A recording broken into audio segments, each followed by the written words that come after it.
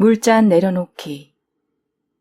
부처님께서는 행복한 이유가 고요함이라고 말씀하셨다.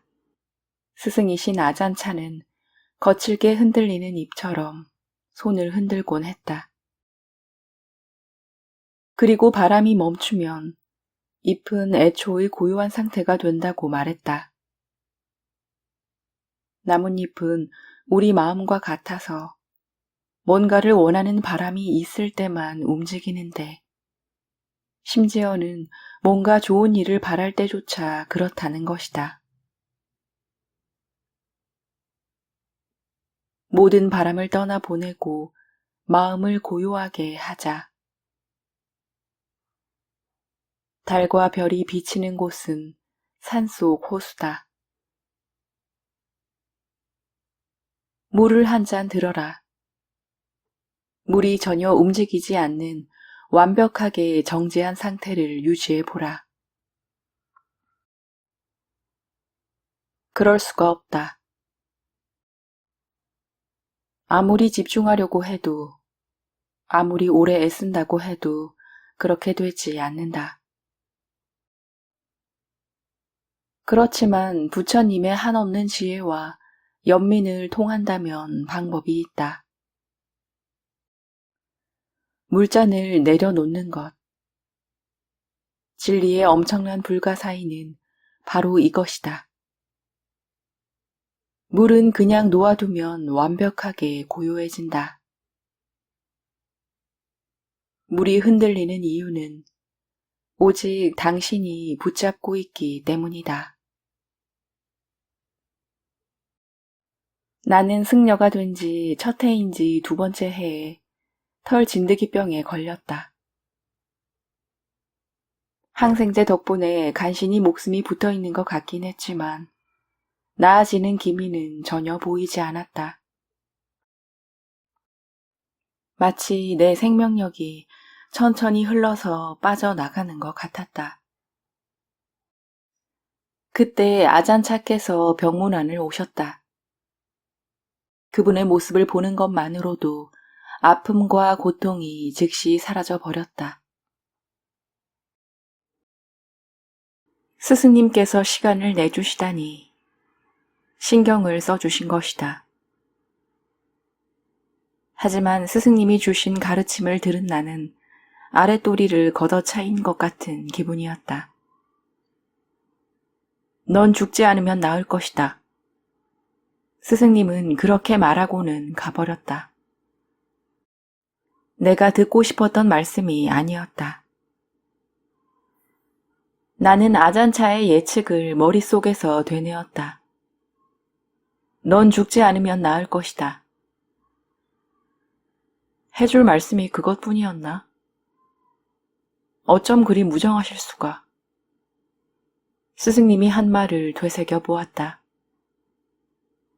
그러자 내가 스스로 몸이 낫기를 바라고 있었다는 사실을 서서히 깨닫게 되었다. 나는 병과 싸우고 있었다. 그걸 깨닫자 나는 병과 싸우길 그만두고 그냥 두기로 했다. 컵을 내려놓는 것이다. 금세 내 몸이 더 이상 느껴지지 않았다. 기분이 매우 좋아졌다. 그러자 열이 나지 않았다.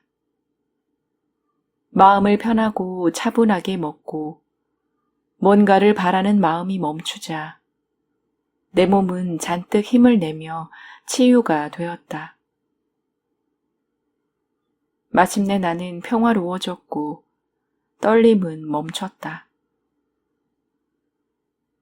마음이 차분해졌고 몸이 느긋해졌다.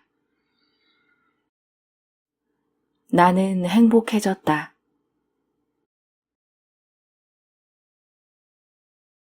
베푸는 기쁨.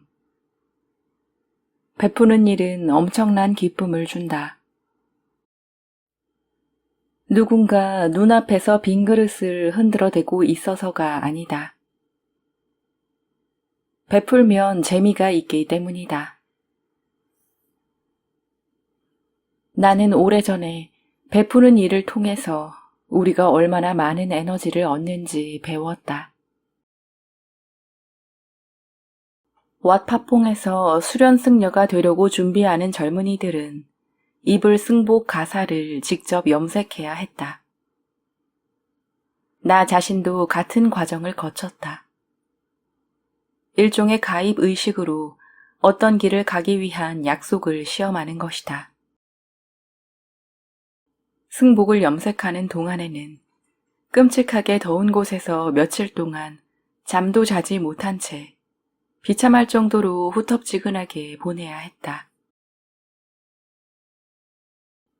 어느 날 저녁 참선 명상과 연부를 마치고 염색 헛간에 갔다. 3명의 젊은 승려가 사람을 기진맥진하게 만드는 과정을 한참 진행하고 있었다. 나는 내가 염색 헛간에서 고생하며 보냈던 시간이 떠올랐다. 내가 오늘 밤 염색솥을 지켜볼 테니 자네들은 들어가서 쉬게. 내 제안에 3사람은 쏜살같이 사라졌다. 그들은 새벽 3시 종이 울리자마자 돌아왔다. 나는 아침 예불에 가서 연부를 외고 명상했다. 놀라운 일이었다. 밤새 잠을 자지 않았는데도 내 몸에서는 에너지가 넘쳤다. 그런 기쁨은 탁발을 나갔을 때까지도 지속되었다.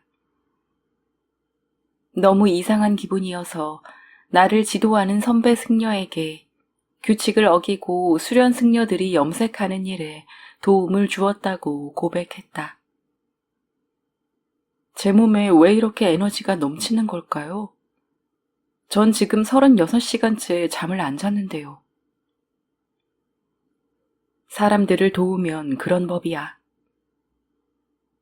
우리를 지치고 맥빠지게 해야 당연한 일들이 오히려 우리에게 활력과 기쁨을 넘치게 해주다니 놀랍지 않은가? 사람들을 돕는 일들이 그렇다. 베풀기란 그런 법이다. 다른 사람을 도우려고 어떤 행동을 할 때 사람들은 스스로 가치가 있다고 느낀다. 그러면 만족감이 생겨나는데 삶에 맞서 싸우기보다 음미하게 된다. 삶은 충만한 느낌을 주며 뭔가 부족하거나 약하거나 쪼들리는 것 같지 않고 넘쳐 흐른다. 태국에서 가족을 만나러 시카고로 돌아가던 젊은 승려가 얼어붙은 땅을 밟고 미끄러져 넘어지면서 다리가 부러졌다. 구급차를 타고 병원으로 실려간 그는 금세 다리를 고정하고 붕대를 감았다. 그의 어머니가 병원으로 왔다.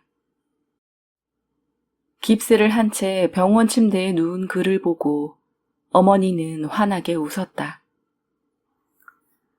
그는 어리둥절했다. 어머니, 저 아파요. 왜 그렇게 기분이 좋으세요? 지금 네 상태가 내가 딱 원하는 거였다. 내가 어미 노릇을 할 수 있고 넌 다시 태국으로 달아나지 못할 테니까. 다리에 깁스를 한 채 어디에도 가지 못하고 씻겨주고 먹여줘야 하는 40살 먹은 아들처럼 어머니에게 큰 기쁨을 주는 존재는 없다. 어머니의 헌신은 특권. 그것도 가장 위대한 특권이다. 가장 큰 기쁨이다. 우리가 그런 어머니처럼 행동한다면 그보다 더 행복해질 수 있는 방법이 어디 있겠는가. 베풀고 또 베풀고 계속 베풀 일이다. 그리고 다른 이들이 당신에게도 베풀게 할 것.